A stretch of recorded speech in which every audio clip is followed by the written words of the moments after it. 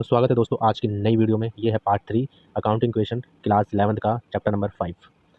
Question number 3 को देखते हैं अब क्या है। यहाँ पे लिखा है गोपीनाथ स्टार्टेड बिजनेस। गोपीनाथ ने स्टार्टेड किया बिजनेस को। जब बिजनेस को स्टार्ट किया जाता है तो ऑब्वियस कैश लेके आया जाता है। कैश लेके आया है तो कैश जब लेके आएगा तो हमारा कैश बिजनेस में जमा हो जाएगा और बिजनेस की लायबिलिटीज बढ़ जाएगी। इसीलिए 25,000 रुपये हम कैश में दिखाएंगे और 25,000 रुपये कैपिटल में दिखा देंगे। ठीक, इस तरीके से ये एंट्री यहाँ पे सक्सेसफुल हो जाती है। यानी कि एक तरह से हम लायबिलिटीज़ का देखते हैं ना, यानी कि बिजनेस को अब ओनर को देना है जिसने पैसा लगाया, इसीलिए कैपिटल में ऐड किया जाता है। ठीक, इसीलिए कैपिटल एक तरह से लायबिलिटीज़ हो जाती है। जो बिजनेस होता है वो ओनर को देता है 25,000 रुपये, इसीलिए इसे कैपिटल में ऐड किया जाता है। यहाँ लिखा है परचेज गुड्स फ्रॉम श्याम। जहाँ पे भी श्याम आ जाए वहाँ समझ लो कि माल उधार में खरीदा गया है। जहाँ पे भी किसी का नाम आ जाए वहाँ ये समझो कि माल उधार में खरीदा गया है। ठीक, अब जब लिखा गया है परचेज गुड्स फ्रॉम श्याम 10,000 रुपये, जब 10,000 का माल श्याम से उधार में खरीदा गया है तो क्या होगा, हमारे पास माल आया बिजनेस में तो हमारा स्टॉक बढ़ गया है। जब स्टॉक बढ़ गया तो हमने इसे गुड्स में ऐड कर दिया है। गुड्स हमारी एक एसेट्स होती है।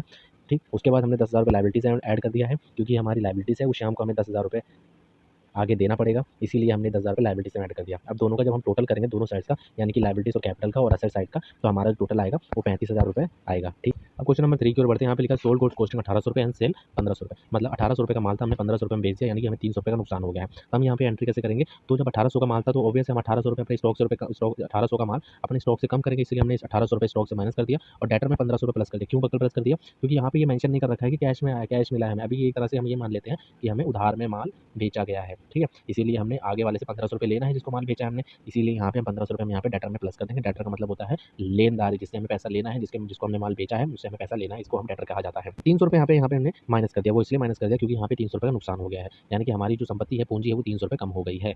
300 रुपये का नुकसान हो गया। अगर इसकी जगह उल्टा होता, 1500 रुपये का गुड्स हो और 1800 रुपये में बेच देते हम, तो 300 रुपये यहाँ पे प्लस होता, क्योंकि 300 रुपये का हमारा फायदा हो रहा है। अब जब हम इसका टोटल करेंगे तो आप देखेंगे 35,000 रुपये में से आप पहले 1800 रुपये माइनस करो, फिर 1500 रुपये प्लस कर दो, आपका आंसर आएगा 34,000 रुपये 700 रुपये। ठीक है, उसके बाद 35,000 रुपये में से आप 300 रुपये माइनस कर दो, आपका आंसर आएगा 34,700 रुपये। यानी कि दोनों साइड का टोटल हमेशा इक्वल रहना चाहिए। अगर किसी तरह का डिफरेंस आता है तो वहाँ पे अकाउंटिंग इक्वेशन बिल्कुल गलत चल रही है। Gopinath withdraw from business. अब यहाँ पे गोपीनाथ अपने ही बिजनेस है तो उसने अपने ही बिजनेस से 5,000 रुपये निकाल लिया। प्रॉफिट नहीं था लेकिन निकाल लिया, एज उसे कहा जाता है ड्रॉइंग, लायबिलिटीज हो जाती है। जब जब उसने बिजनेस से विड्रॉ किया ना, विड्रॉ मतलब कैश विड्रॉ किया होगा, इसीलिए हमने कैश में से 5,000 रुपये माइनस कर दिया। ठीक है, जब भी बिजनेस से विड्रॉ किया जाता है, अगर वहाँ मेंशन नहीं होता है कि फर्नीचर विड्रॉ किया है, कार विड्रॉ किया है, क्या विड्रॉ किया, कुछ विड्रॉ नहीं है, अगर मेंशन नहीं होता तो हम ये मान लेते हैं कि कैश विड्रॉ किया गया है 5,000 रुपये। तो हमने कैश 5,000 रुपये यहाँ से हमने माइनस कर दिया। उसके बाद कैपिटल से हमने 5,000 रुपये माइनस कर दिया, यानी कि हमारी पूंजी भी 5,000 रुपये से कम हो गई है ना।